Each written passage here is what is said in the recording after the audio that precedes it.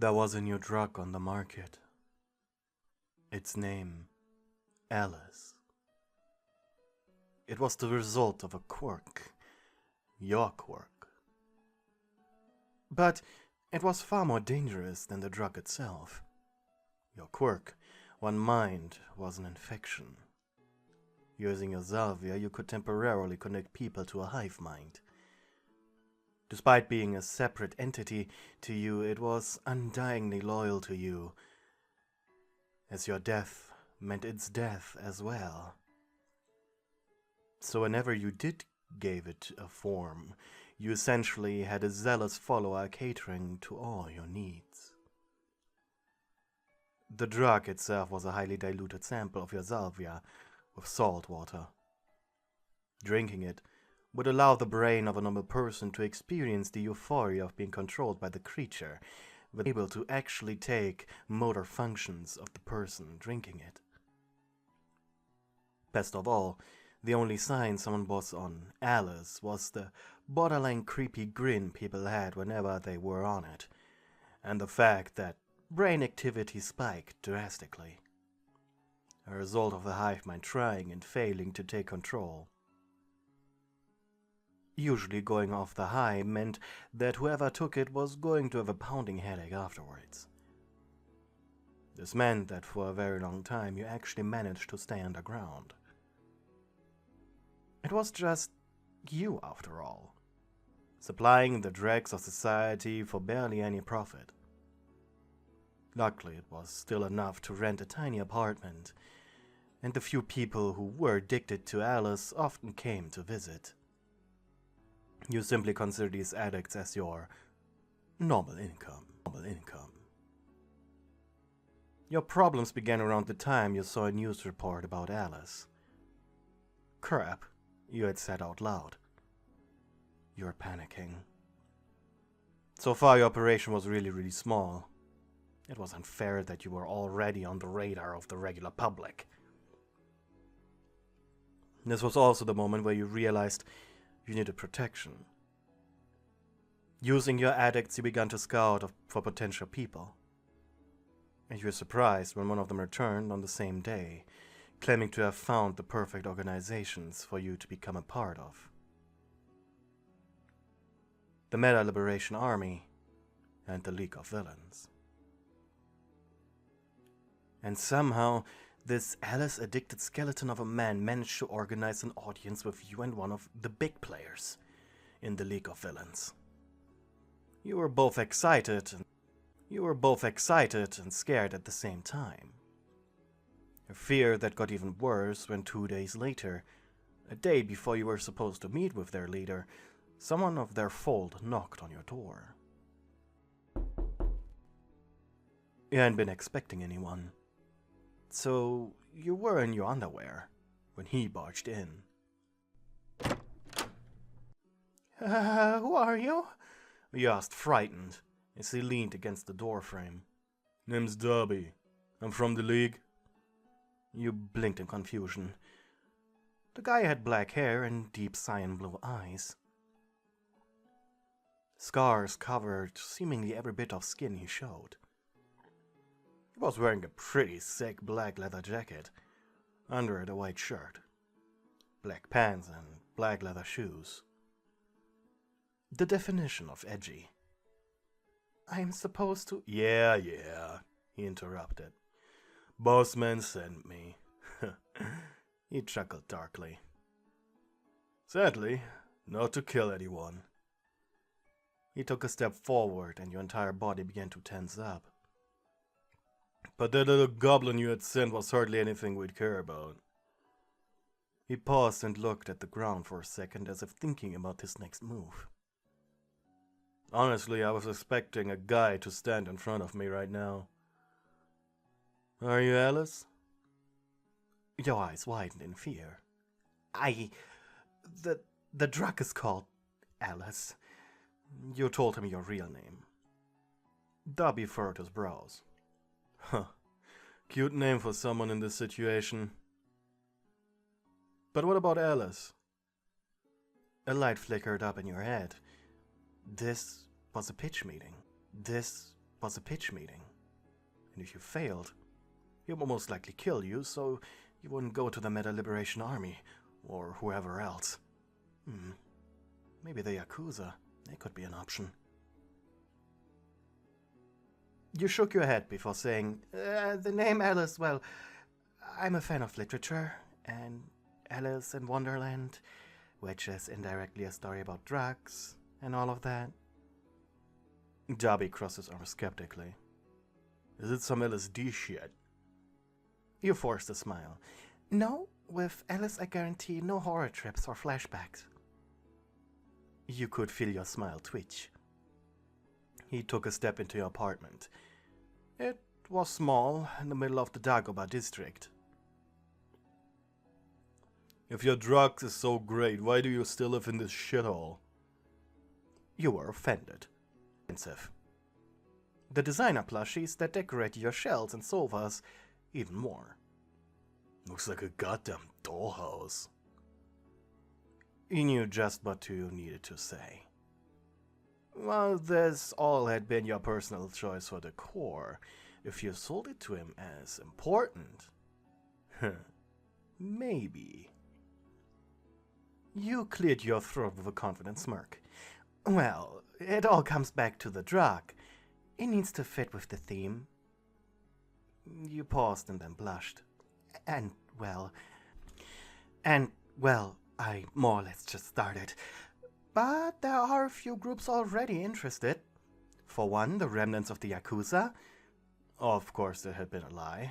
You just wanted to sound more important than you actually were. But judging by his facial expression, he actually believed you. And on the other hand, a fairly new group called the Meta Liberation Army.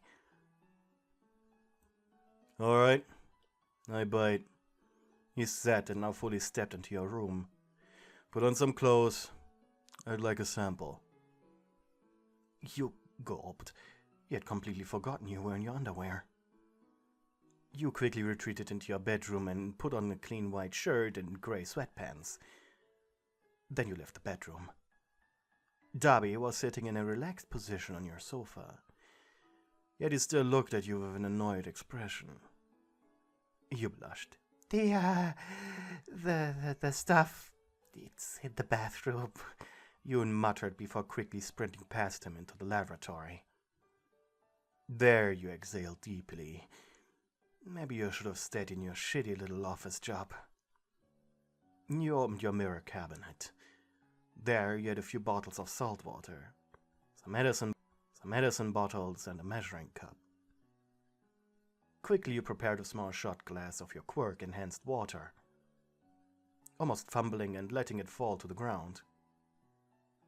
You knew what he would have done if he heard you being so undignified.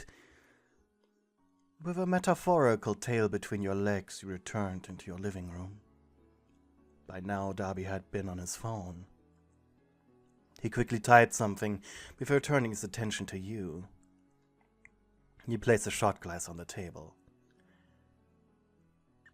Should I stand, or can I sit? He blinked. Why are you doing this? He asked with a bored undertone. Pardon? You're too squeamish, too scared. I can smell that you're about to pee your pants. He gave you a dirty look. Bar and do favors for the regulars on the side for extra pay. You blushed. I don't think you have the nerves for this business. Then he pointed at the glass. That your shit? You nodded. Alright. Sit. Sit! He said, and you followed his order. Drink it. You shook your head. I said drink it, he shouted. I can't! It doesn't work for me! You spouted. He gave you a surprised look and you blushed. So there is a little fire in you after all. And what do you mean it doesn't work? You sighed. Alice is a result of my quirk and, well, because of that I have biological immunity to it. He blinked slowly. The fuck? You shrugged. Quirks, am I right? He laughed. Well. The quirks are nature's attempt at advancing human evolution. You know, like mutations. How the hell would a drug-making quirk be beneficial to humanity? You thought of the hive mind half of your quirk before you smiled. Yeah, weird, right? You never really thought about it, but with your quirk you could become queen of a human ant hive. Huh. Maybe you did have the potential to become a villain after all. If the drugs already weren't an indicator. Dabi leaned forward, taking the shot glass. What does it taste like? Salt? He blinked. Salt? You nodded. Cheers then, he said after shrugging skeptically. He coughed as the liquid made its way down his throat. Oh fuck! What the hell is this? What the hell is this? Is this just salt water, you bitch? He spouted. You leaned forward and gently pushed him back in his seat. Don't move too quickly, you said, concerned. The first time is very uncomfortable at first. The fuck are you talking? He stopped mid-sentence, as his lips curled up into that all too familiar, weird smile. The smile was permanent while on the drug. Something about certain muscles becoming numb. The fuck? I can't feel my lips.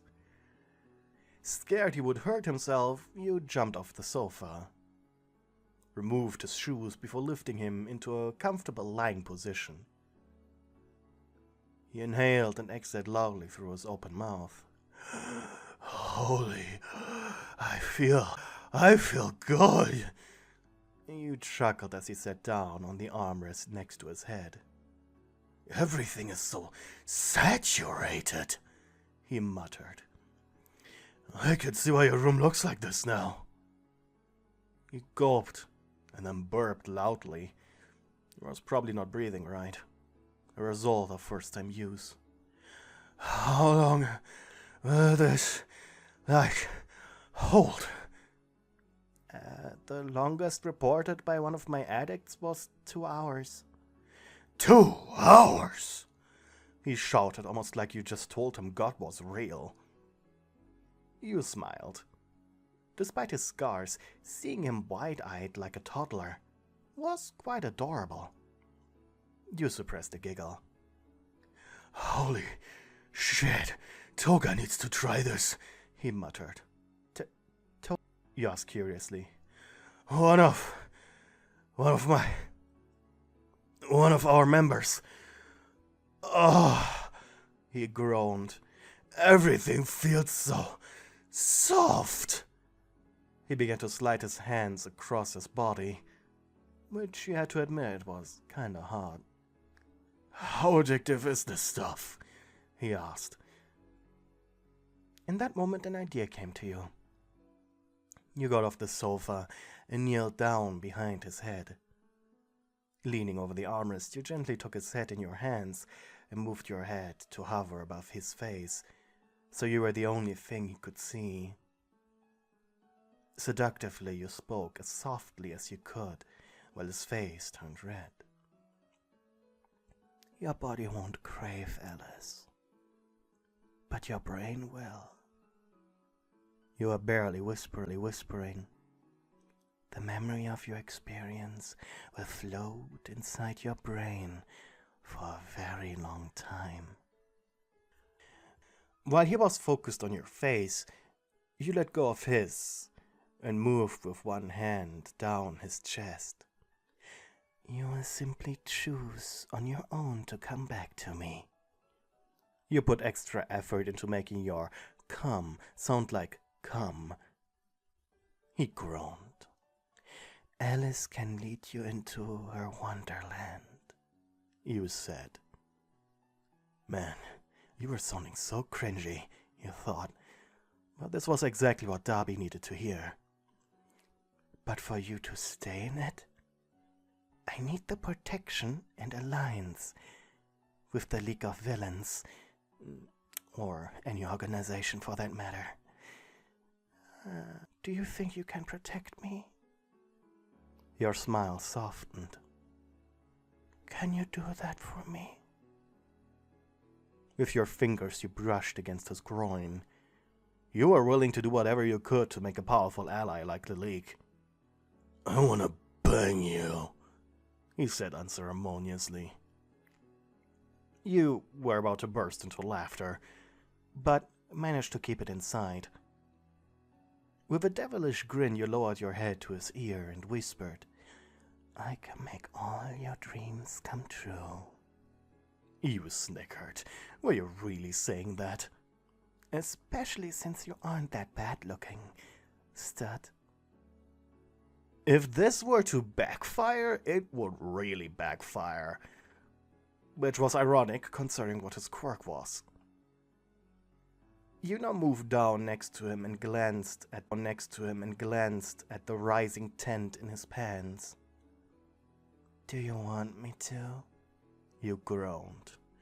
Yes, he shouted like an eagerly demanding child. He sounded like a child demanding candy. You chuckled before jumping on top of him, your hands now rubbing aggressive circles into his chest. Come on, say it, big boy, you groaned directly into his ear. Say what little Alice wants to hear. I want you to fuck me. I want you to give me more of your shit, and I want you to join the League of Villains.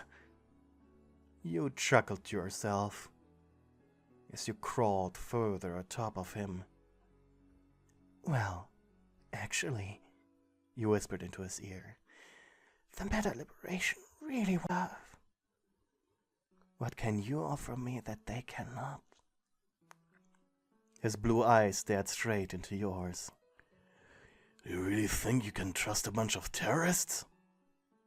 His scarred hands grabbed your butt cheeks as he pressed you down onto him. We are planning some big shit. Trust me.